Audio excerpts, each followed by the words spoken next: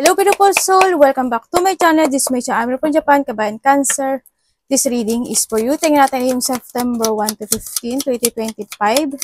At umpisa na natin ang ating portal. September 2025, meron tayo 11 portals. Sabihin ko lang yung 1 to 15 muna.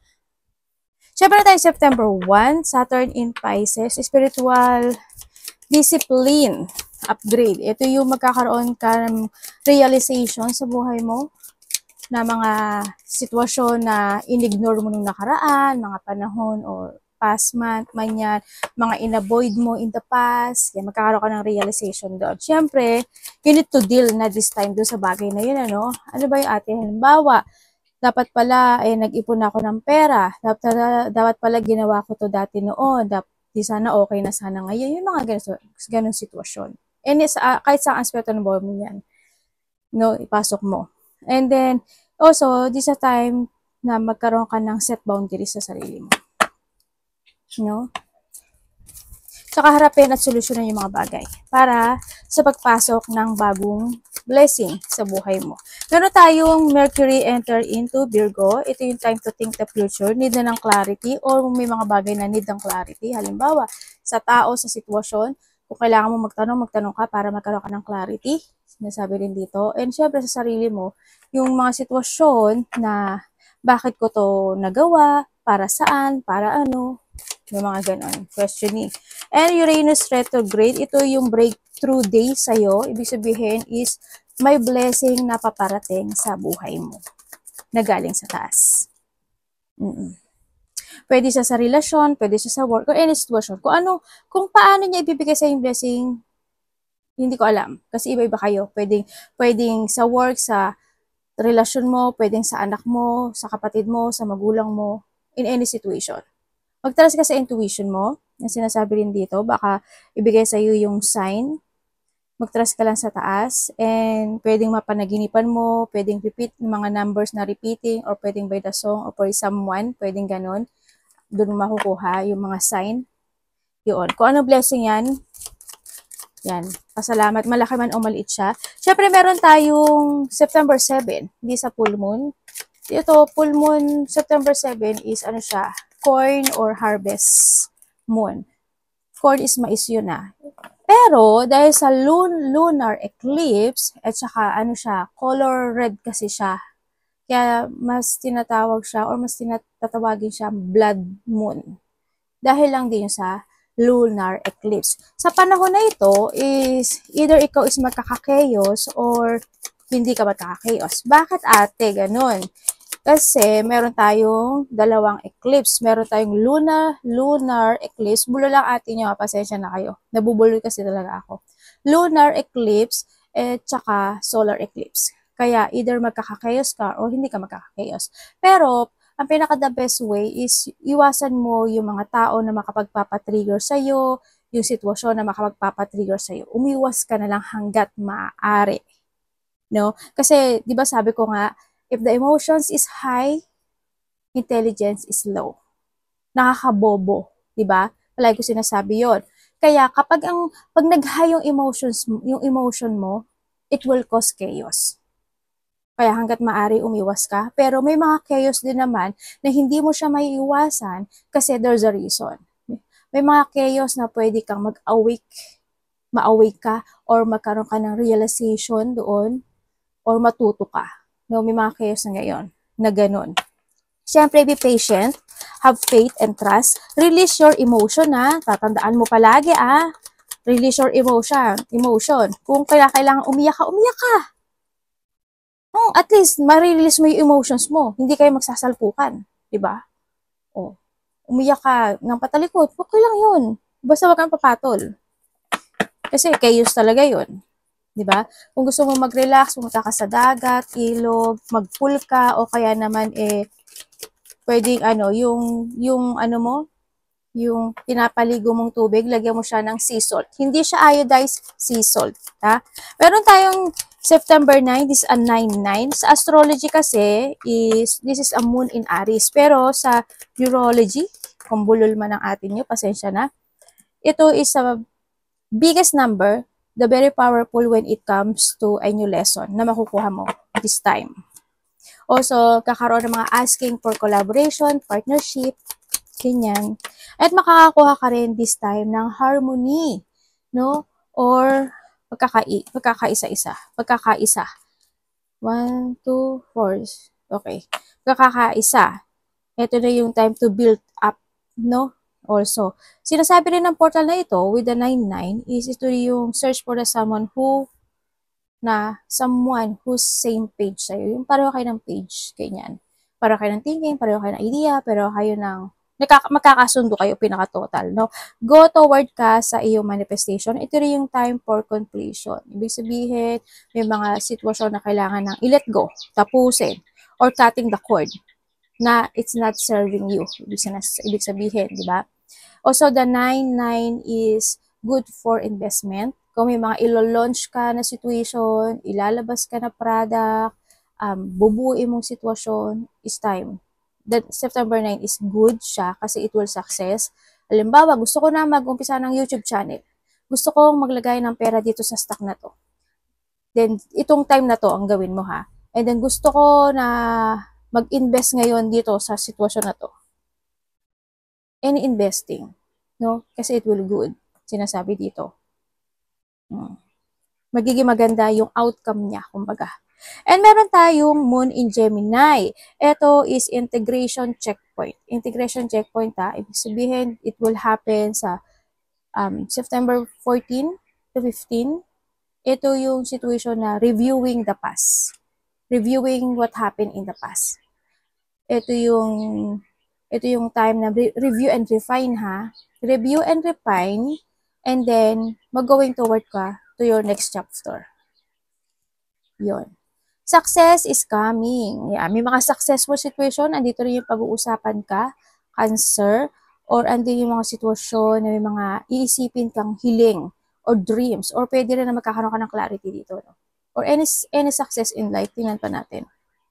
Secret admirer, maaring sa iba sa inyo is success when it comes to a relationship or may tao na magkakagusto sa iyo. Or pwede rin, when it comes sa admirer kasi hindi lang naman siya boyfriend, girlfriend, hindi lang ganun. No? Pwedeng na-admire ka sa isang tao dahil magaling siya. Pwedeng may tao na ma-admire sa'yo kasi matatag ka. Pwedeng ganun. Or you admiring someone or someone's admiring you. Recognition, reward, or merit. Maaring magkakaroon ng mga recognition or also there's a blessing coming sa buhay mo, Cancer. Congratulations. Baka ito na yung success na hinihiling mo. Pwede ito sa business, pwede stability, or pwede sa health issue kasi may mga fruits dyan. No? Kung sa mga aspeto ng buhay mo, may mga reward for merit or recognition. Pagkakakilanlan. And increase in a material wealth or spiritual growth. Sa iba sa inyo, spiritual growth to. No, maaari magkakaroon ka ng pagbabago or enlightenment with someone when it comes to spiritual. O halimbawa, ay gusto ko na ng yun sabi ko kanina with sa portal, di ba? Investing. O kaya when it comes sa investing kasi is halimbawa gusto mo i-expand yung business mo, pwede rin yun. It will success. No? Yan, magiging okay siya. Sa September 9 mo siya gawin. O kaya is halimbawa sa business mo, if ever na meron ka, gusto mo, o kaya sa YouTube channel mo, o any sitwasyon na meron ka, gusto mong ano tawag doon? Yung mag-reopen, maaring ganon, di ba? O kaya with anniversary, kanya, ano yung sitwasyon.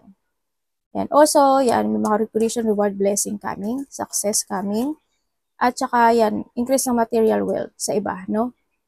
Kasi andito na rin si blessing, tsaka success. Oy, beware of great pride. Pwedeng ikaw ito, or pwede rin na someone, no? Pwedeng itong si admirer na secret, medyo maaring itatago niya yung relationship. Yung nararamdaman niya sa'yo, or maybe this is you ha, pwedeng din yung magpaparamdam siya sa'yo, pero hindi siya magsasalita. Pwedeng ganon. Pwede na mataas din ang pride nitong tao na to, or pwedeng ikaw ito ha. Or, when it comes dito sa pride, si Pika kasi, sana hindi kayo to, no?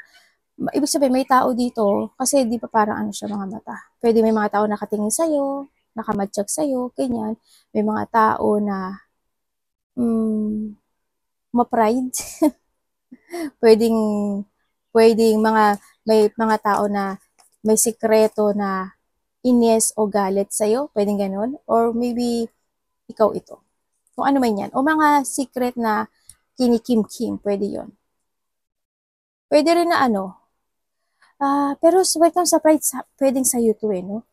Yan. Kung medyo mataas yung pride mo, or someone na lang, someone, kung hindi man kayo. Hindi naman masama ang ma-pride. Hindi masama yun. Pero, wag lang over.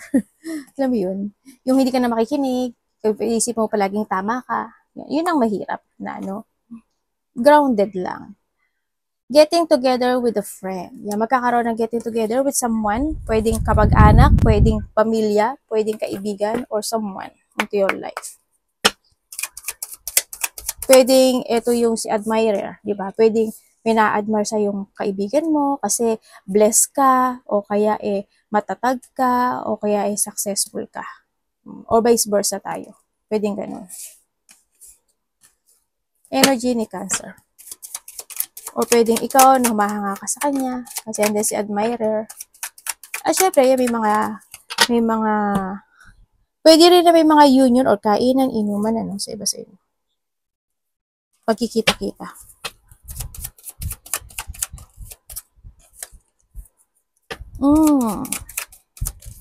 Energy mo. Okay, ang energy mo sa nakikita ko sa iyo, dito ulit si Star, oh. Alam mo sa si Star. Baka iba sa inyo maging busy kayo, Ibig sabihin, either maging busy ka or marami kang isipin. O, diba? Star and sa Star.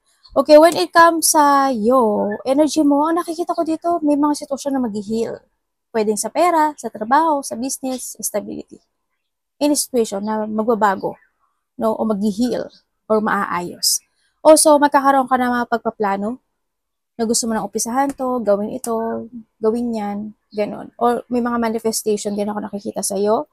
Yan. And then, energy mo, more on plano siya, no? More on pagsasaayos. Siguro iba sa inyo, may mga itatransform kayo or may mga paglilinis. Pwede maglinis ka ng bahay, maglinis ka ng something, yan, maglinis ka ng any situation. Yeah, may paglilinis ako nakikita dito. Sana sa iba, hindi sana kayo, kasi yung iba dito is feeling burnout. Meron ako nakikita na a person who is aggressive, wala sa katwiran, wala sa taktika, or there's a forceful situation. May bullying din ako nakikita dito. Siguro this is the past sa iba, no? May pangbabastos o may, ano to?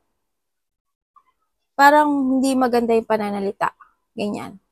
May taong walang awa or may taong hindi mapakali. Sa iba sa inyo. Siguro din sa past, kasi hindi na kasi si magician Yan, maaaring may mga naganap o nangyaring ganun, no? Sa iba sa inyo. Or maybe, kung nandito ka para sa sitwasyon na to, maaaring may na-manifest mo na sana is matapos na yung sitwasyon na yun at sana maging okay na ang lahat with the success. Iba dito plano. Ano ang parating kay Cancer? Ano pong parating kay Cancer?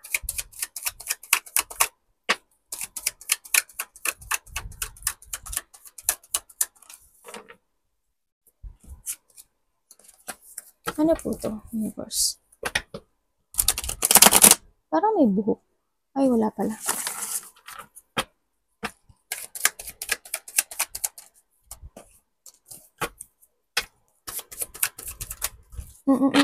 Saan na yun? Alalala. Tapos na to, universe.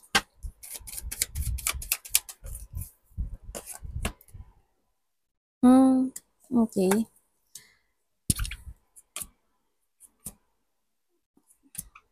Okay po. Okay. Ang nakikita ko sa'yo, ang parating sa'yo, magkakaroon ka daw ng mga exciting plan. Or pwedeng makakaranda ka ng excitement, ganyan. O kaya may mga exciting plan, pwedeng handle yung sitwasyon na, anak, dito mati. Kala ko basa yung anak ko. Pwede handle yung sitwasyon na magkakaroon ka ng pagplano when it comes to a travel, may mga lakad, may mga gagawin, ganyan. Sa iba sa inyo. Sa iba naman sa inyo is, maaring may pinaghahandaan ka na, no? May pinaghahandaan ka na isang sitwasyon sa buhay mo na i-move forward mo. Sa iba naman dito is may mga bagong fufukusan ka this time to growth, ganyan, or andito yung sitwasyon na preparing or action kasi to. Sa iba is, hindi ko alam kung mag-aaral ka, may pag-aaralan ka, may pag-iisipan ka, or something researching. Pwedeng ganon. Halimbawa, kung magta-travel ka, saan kaya magandang country, ganito, ano kaya meron dito, mga ganon. Pwedeng ganon. No, may mga outing din or outgoing or fun situation din ako na nakikita dito. Yun yung mga parating sa iyo. And also, adventurous, yung iba dito. Sa iba naman dito siguro is magiging very playful yung thinking mo. Parang handun ka sa sitwasyon mo na marami kang isipin. Magiging playful ka na to grow your situation. Pwedeng trabaho, pwedeng business, pwedeng mga bagong plano. Any situation, magiging very playful ka. O baka naman maglalaro ka, di ba? And then, meron ako nakikita ditong matigas ang ulo. Yan. Iba dito siguro maboboard kayo or may mga sitwasyon na naghihintay ka to success talaga. Hindi naman lahat kayo nito. May matigas ang ulo, feeling stuck, feeling boring, makakaramdam yung iba ng katamaran, or may tao, ikaw or someone responsable or nagkakaroon ng lack of success sa iba sa inyo. Pwedeng may mga gusto kang i-move forward o na sitwasyon o yung mga plano na isang sitwasyon pero hindi mo pa nakikita yon kung magsasucess siya or hindi or matutuloy siya o hindi. Pwedeng ganon. Pwedeng stagnant or may mga poor decision situation.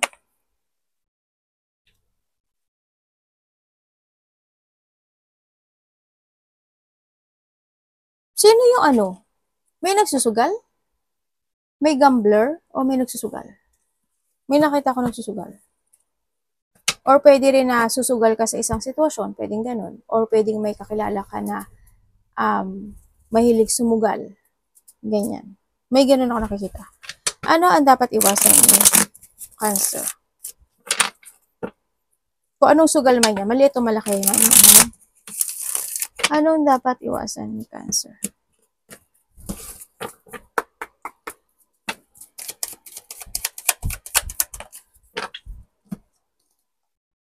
Ano ibig niyo po sabihin, Universe?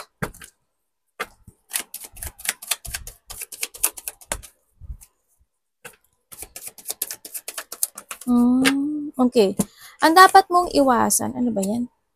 Ang dapat mo daw iwasan yung hindi ka makamove on. Yan. Ibig sabihin yung mahata ka pa rin na nakaraan, ganyan. Iwasan mo yon. Iwasan mo yung ma-delay ka in any situation, yung hindi ka magkaroon ng pagbabago in life, yun iwasan mo. Iwasan mo yung stress, anxiety, depression, yung hindi ka makapagtulog, or yung marami kang isipin sa gabi, pag-aalala, iwasan mo yun kasi hindi siya makagood sa health mo. Kasi you need to take care of yourself din kasi dito, no? Sa nakikita ko, iwasan mo yung i-cancel o delay ang mga bagay-bagay or magkaroon ka ng self-doubt. Yung ma-being held back ka or ma-staying put ka, yung matakot ka from the unknown situation, iwasan mo yon. Yung mga indecision situation, iwasan mo din yung is not going toward to a new situation. Ibig sabihin is may mga sitwasyon na kailangan ng tapusin, may mga sitwasyon na kailangan ng desisyonan, may mga sitwasyon na kailangan ng baguhin, i-transform, ganyan. I-renewal, may mga ganang sitwasyon. Ano man yan? Isa lang naman yung sinabi ko, no? In English sa Tagalog lang, engot talaga sa atin. Iwasan mo yung pagkakaroon ng pag-isolate. Yung mga sitwasyon na nangyari na tas sana hindi ko na lang ginawa, yung pagsisisihan pa. Hindi na kasi makakatulong yun eh.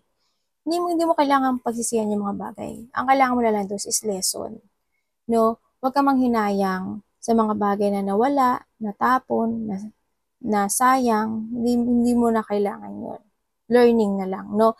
Ang sinasabi dito. Iwasan mo yung not to be stable or mapanghinaan ka ng loob. Yun, iwasan mo yun. Iwasan mo yung overthinking, isa rin yun. No? Iwasan mo yung mga tao na pwede kang gamitin Yun. Iwasan mo yun. Kamusta ang love ni Cancer? Siyempre, tulad ng portal, chaos, iwasan mo yun. Love is sa lahat, kapatid, anak, magulang, karelasyon. Siguro yung iba dito is being a materialistic or a person who is materialistic. Kumbaga, bumili ka ng mga bagay na nararapat at kinakailangan lang. Ganun. Pero pera nyo yan. Sa atin, nakailam na naman eh, no? Hindi, sinabi ko lang naman yung nasa card. Love. Ay. Okay. Sa mga single,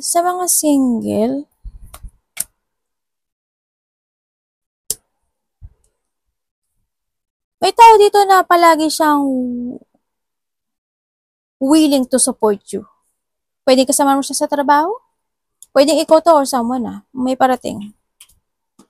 A person who's very care sa'yo, want to support you, pero nandito siya sa thinking of thinking na baka hindi maging okay, hindi maging work, baka hindi mag-success. Ando siya sa point na yun.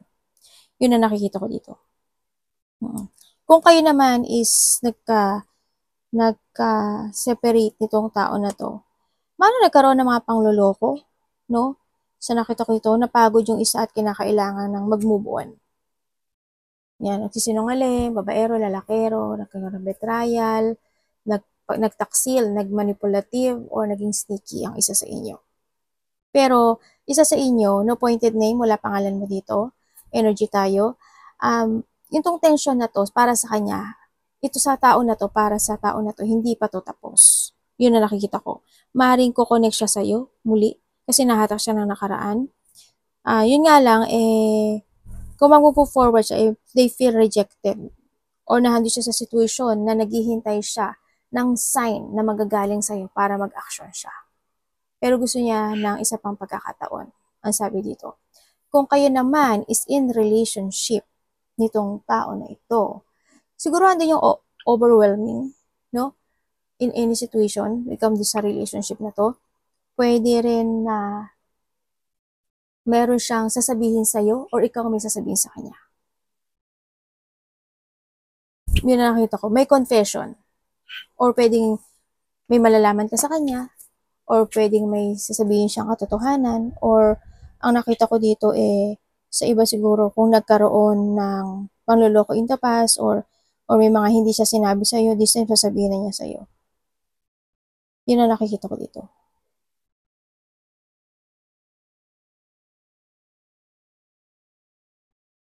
Kasi andito yung pag-i-start pero bakit kaya ang nakikita ko sa kanya, ikaw or siya, vice versa tayo, feeling trap kasi itong tao na to Ibig sabihin, meron siyang nagawang mali. Yun ang sabi niya. Hindi ko alam kung sa relasyon nyo or sa side niya o ikaw to sa side mo. Meron siyang nagawang mali daw. At maaring iyon is mag-confess siya sa'yo or sabihin niya sa'yo. Yun ang sabi dito. At gusto niya ng mag-start uli sa inyo or gusto niya humingi ng sorry Pwedeng ipaparamdam niya sa'yo or ganun. Yun na nakita ko. Para o kaya andun yung gusto niyang magtiwala ka sa kanya or ikaw magtiwala ka siya sa'yo. Vice versa. Kamusta yung money ni Cancer?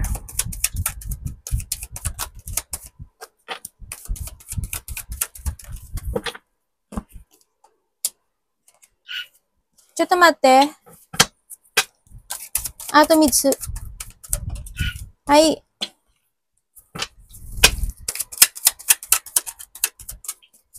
When it comes sa aware ka naman sa money mo, sa nakikita ko ito. Yun nga lang, ang nakikita ko sa'yo dito, when it comes sa money mo, is, may mga investment ka nga iba sa inyo, no? Kumbaga, mas nagiging, iba naman sa inyo, wiser and strong kayo when it comes sa money mo. Sa money mo, siguro handun yung investing, or maybe may investment kang uumpisahan, or pwedeng may business ka na, or hindi. Sa iba sa inyo, related ang family, pwedeng either sinusuportahan mo sila or sinusuportahan ka nila when it comes to a money. No? You try to make it balance naman yung money mo, pero handun pa rin talaga yung mga wishful thinking na sana is mas more blessing to come. Siguro by October, mas magiging good ang pagdating sa pera mo. May mga fortunate outcome kasi ako nakikita sa'yo. Yun na nakikita ko din sa'yo. As long as marunong kang mag-control at mag-balance ng money mo, magiging maganda siya by October sa nakikita ko dito.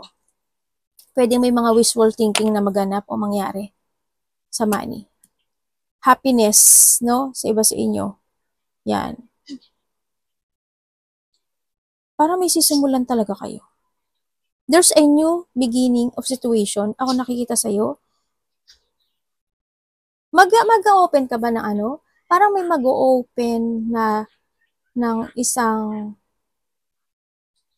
siguro you want to invest something related to a food. Food siya. Yun ang nakikita ko sa iba ha. Pwede namang, basta food yung nakikita ko. O baka naman mahilig ka lang sa food. Tingnan natin ang iyong health.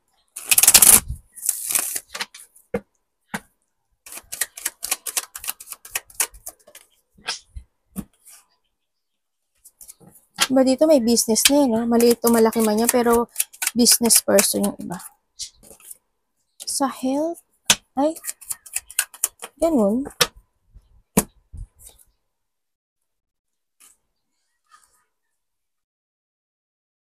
Babae, lalaki. Ay, to observe. Oh. Babae, lalaki. Ibig sabihin dito, yung iba dito, kahit alam nila may sakit sila, siguro hindi naman niloloko yung sarili niya, di ba? Either family related or ikaw, ito, yun. Siguro may mga hindi sinasabi, ganyan. May mga kinikim-kim pa na mga bagay-bagay sa katawan, ikaw or someone, na hindi niya nasasabi sa'yo o kinikim-kim na lang niya. Yun ang nakikita ko dito.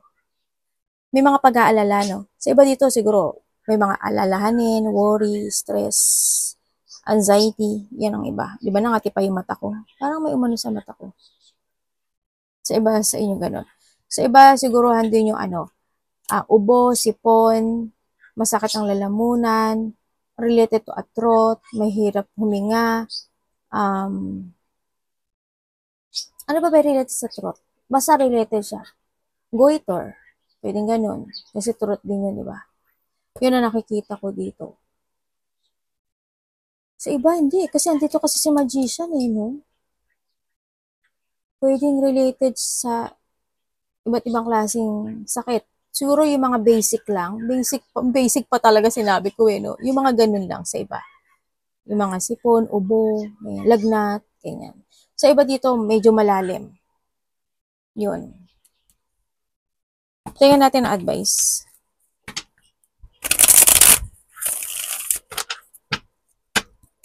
Advice kay Cancer.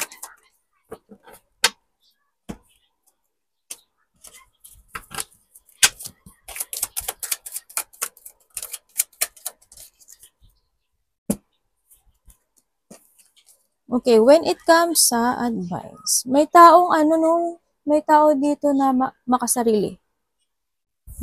May taong makasarili. May taong bitter, may tao na cold, ako nakikita, or pwede rin naman, kasi andito si Empress siya kasi Emperor, pwedeng magulang mo ito, or pwedeng ikaw, or pwedeng boss mo, ganyan, na cold sa'yo, or hindi na sila nag-uusap. Or pwedeng may break up, ako nakikita. May hiwalay na nakikita ko dito. No, maaari nagkaroon sila ng problema at nagkaroon ng hiwalayan. Pwedeng ikaw to or someone into your life. May taong ganon. And then, ang nakikita ko sa iyo, may mga happiness, ako nakikita sa iyo. May happiness ka rin ng mga ganon. Okay. May mga new project pala, no? Sa iba dito is may mga happy gathering, creative, joy, collaboration, or may mga magaganap na may magchichill-chill. Yan. Pwede may susuportahan ka, pagbigyan ka ng pagmamahal, or someone, or silang bibigay sa'yo. Pwedeng may mga mag-aaya ng kain, labas, pwedeng gano'n sa iba. kung sino man yan. And siguro within that 3 hours, 3 minutes, 3 hours, 3 days, 3 weeks, 3 months, nangyari na or mangyari pa lang. Pwedeng ganun sa iba sa inyo.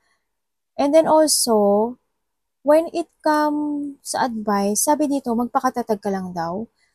Kaya tandaan mo, you need always control yourself, no? Ang sinasabi dito. Control yourself, this is a time to renew yourself or magkaroon ka ng renewal or may mga bagay na need to develop. Ang sinasabi dito, always balancing. Pahalagahan mo yung sarili mo, pahalagahan mo yung mga tao nagpapahalaga sa'yo. And then, syempre, be responsible. Ang sinasabi, hard work is gawin mo. And ang sinasabi dito,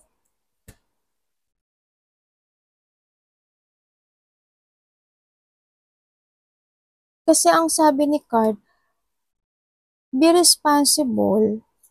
May isang sitwasyon sa buhay mo na kailangang tapusin hanggang sa huli. Yun ang sabi niya dito. Tsaka iwasan mo yung medyo laziness, medyo tamad-tamad. Okay lang yun kung pagod ka. Okay lang yun, no? Or someone. May tinatamad siguro. Yun. May nakikita akong papers and documents. Hindi ko alam kung ano sa'yo yun. Pero may papers and documents ako nakikita. Yun. And always be happy. And always think positive, ang sabi ni card. Arigato namaste, God bless.